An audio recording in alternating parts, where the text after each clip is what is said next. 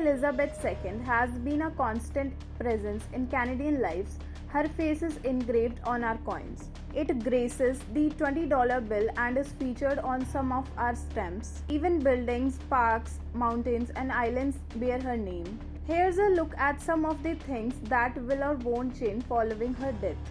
The Royal Canadian Mint says all coins engraved with the effigy of the Queen will remain legal tender and stay in circulation indefinitely. It notes that nickel bearing the likeness of her father, King George VI, are still legal tender today.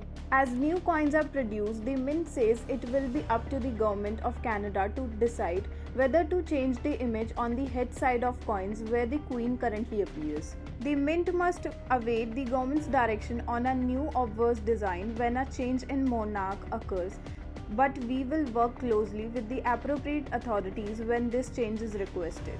The Bank of Canada says the current polymer $20 banknote featuring the Queen will continue to circulate for years to come. Her image will eventually be replaced, however, by that of her successor. When it is eventually redesigned, the $20 note will continue to feature the reigning monarch, the bank says.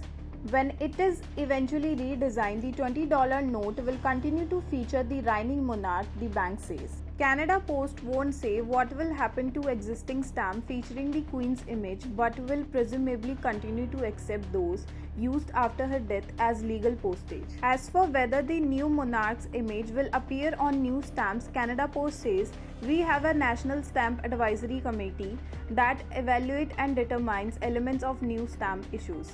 We have a National Stamp Advisory Committee that evaluates and determines elements of stamp issues. These elements are only disclosed once the stamp is announced publicly. Buildings, places, and organizations named after the Queen, there is no reason to suppose many, if any, will change their names.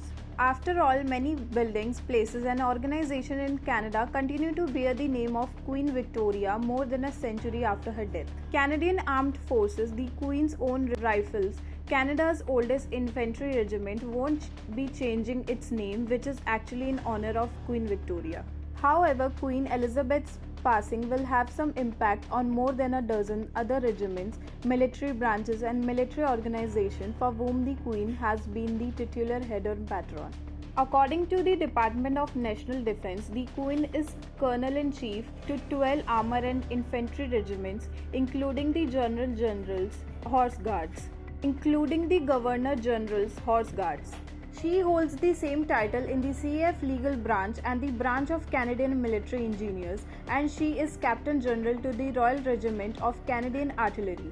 She is also patron to several Navy-related organizations, including the Navy League of Canada and the Royal Canadian Navy Benevolent Fund. Queen Elizabeth has filled these roles in her personal capacity, hence the titles will not automatically transfer to the new sovereign, the department says.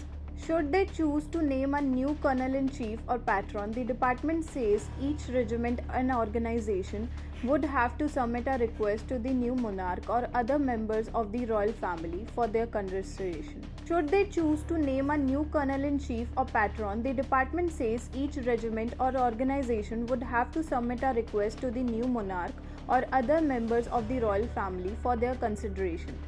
That's all for now. Keep watching Newsite for further updates. Thank you.